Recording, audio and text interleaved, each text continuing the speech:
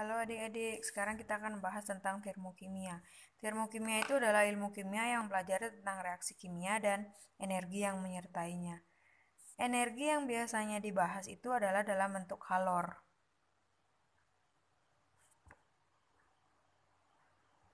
Pada pembahasannya, kita akan membahas kemana dan dari mana kalor itu berasal. Kalor itu akan berpindah dari sistem ke lingkungan atau dari lingkungan ke sistem. Sistem itu adalah yang menjadi pusat perhatian, sedangkan lingkungan adalah hal-hal yang berada di sekitarnya. Misalnya kita mereaksikan larutan NaOH dengan HCl, NaOH dan HCl. Kalau ini larutan berarti kan ada airnya ya. Sistemnya itu hanya NaOH dengan HCl-nya.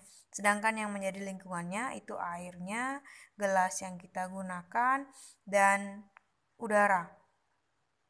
Ini adalah lingkungannya. Jadi pada proses reaksinya kemungkinan kalornya itu berpindah dari sistem ke lingkungan atau dari lingkungan ke sistem. Untuk membedakannya itu kita mengenal ada reaksi eksoterm dan endoterm. Yang pertama kita bahas reaksi eksoterm. Eksoterm itu adalah reaksi yang melepaskan kalor. Intinya kalor itu berpindah dari sistem ke lingkungan. Kalau kita bahas diagram tingkat energinya, begini, diagram reaksinya ini ya. Ini energi aktivasinya, reaktannya, produk. Pada proses reaksinya terjadi pelepasan kalor yang menyebabkan energi produknya lebih rendah daripada energi reaktan.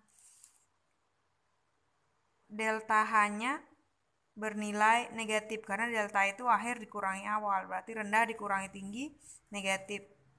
Sedangkan kalornya, kalor itu dilambangkan dengan Q, akan bernilai positif karena terjadi pelepasan kalor. Jadi kalau kita buat reaksinya, misalnya ya, contoh reaksinya A plus B menjadi AB, maka delta Q-nya bernilai positif.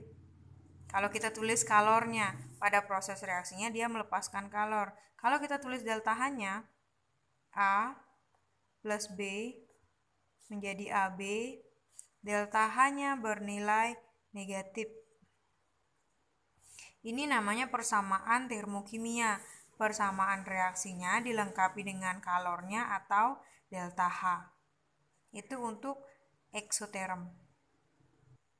Reaksi endotermnya kebalikannya. Reaksi endoterm itu menyerap kalor dan kalornya berpindah dari lingkungan ke sistem. Karena pada prosesnya terjadi penyerapan kalor, maka energi produknya akan lebih tinggi daripada reaktan. Itu menyebabkan delta H-nya bernilai positif dan Q-nya bernilai negatif karena dia melepaskan kalor. Contoh reaksinya, kalau ini kita balik, AB plus Q menjadi A plus B. Reaksi ini bisa ditulis menjadi AB. Ketika dia berubah menjadi A plus B, dia memerlukan kalor. Q-nya bernilai negatif. Atau bisa juga ditulis menjadi A plus B, delta H-nya bernilai positif. Kalau contoh realnya pada kehidupan sehari-hari, kalau kita lihat yang eksoterm ya, reaksi pembakaran semuanya eksoterm karena pada saat pembakaran itu terjadi, kita yang menjadi lingkungannya akan merasa panas.